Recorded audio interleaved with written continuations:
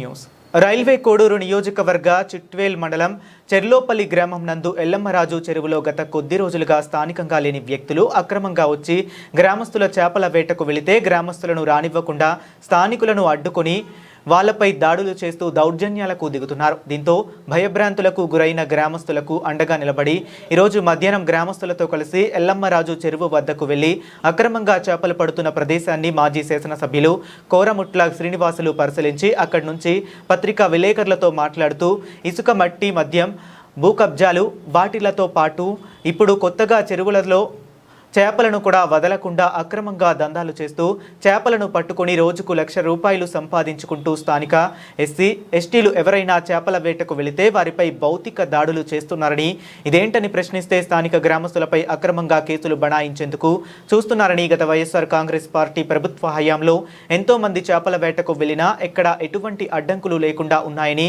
నేడు ఈ కూటమి నాయకులు ఆగడాలు రోజురోజుకి పెరుగుతున్నాయని, గ్రామస్తులకు తాము అండగా ఉంటామని, ఎవరు ఎక్కడ అధైర్య పడవద్దని తెలియజేశారు.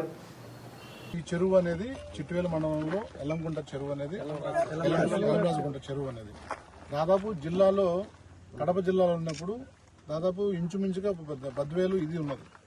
దీనిపైన ఎక్కువ మంది చుట్టుపక్కల గ్రామస్తులు అంటే రైతులు కావచ్చు, పేద సాధలు కావచ్చు, ఎస్సీ ఎస్టీ బీసీలు కావచ్చు, అందరూ కూడా దీనిపైన ఆధారపడ్డారు. చెరువు అనేది పబ్లిక్ ప్రాపర్టీ అంటే గవర్నమెంట్ అంటే పబ్లిక్ ప్రాపర్టీ. దీనికి చేపలు ఉన్నాయనే ఉద్దేశంతోనే గతంలో కూడా ఇప్పుడు కూడా ఒక సాంప్రదాయం కలెక్టర్ గారు నోటిఫై చేసి ఫిషరీ డిపార్ట్మెంట్కి ఇస్తే వాళ్ళు దానిపైన టెండర్ వేసి దాని ద్వారా ఏమేమి వస్తాయి దాని నుంచి మనకి గవర్నమెంట్కి వచ్చేది పబ్లిక్ గా ఇట్లా చేసి ఉండదు. కానీ మేమున్నప్పుడు 2019-24 మధ్యలో ఈ చుట్టుపక్కల ప్రజలందరూ కూడా వచ్చినాం. ఎందుకంటే వాళ్ళు జీవనాధారమైన ఎక్కడో ఇబ్బంది పడతారనే ఉద్దేశంతోనే చేపలు బాగా ఉంటాయి కాబట్టి అందులో ఎంత చెరువు చూడండి, అంత అసలు ఎక్కడో మనం బయట ఎక్కడ తలకోనో లేదంటే మా కోయంబత్తూరు కొడైకెనాల్లో ఉన్నట్టుంటుంది. అంటే దేవుడిచ్చిన వరము ఇటువంటి చెరువులు ట్యాంకులు అనేది. సో ప్రకృతిలో చేపలు మంచిగా ఉండడం, మంచి హెల్తీగా ఉండడం, ఇక్కడ చేపలు మంచి రేటు పోవడం ఉన్నది.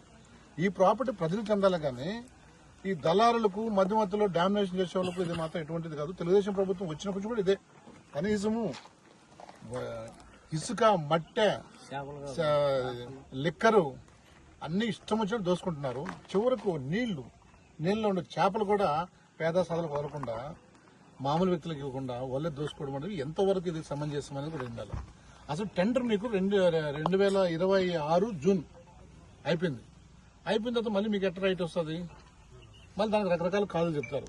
ఇవే కాదు, ఒకసారి టెండర్ అయిపోయింది, డేట్ అయిపోయిన తర్వాత అక్కడ అయిపోతుంది. మళ్ళీ రీటెండర్ వరకు కూడా మీకు ఆ రైట్ రాదు. ఈ లోపల మీ ఎవరైతే చేపలు పట్టుకుంటున్నారో సేమ్ ఎస్సీ ఎస్టీలు బెస్ట్ వాళ్ళకంటే పెట్టుకునే రైట్ వాళ్ళకు ఉంటుంది, మీకున్న రైట్ వాళ్ళకి ఉంటుంది. వీళ్ళకి వచ్చినాక వాళ్ళని ఎలగొట్టడం, బయట వాళ్ళ పోలీస్ ప్రొటెక్షన్ పెట్టుకుని మీరు చేసుకోవడం అది సమంజసం కాదు. ఇది కూడా ఖచ్చితంగా క్షుణ్ణంగా ప్రజలు లోతుగా గమనిస్తూ ఉంటారు.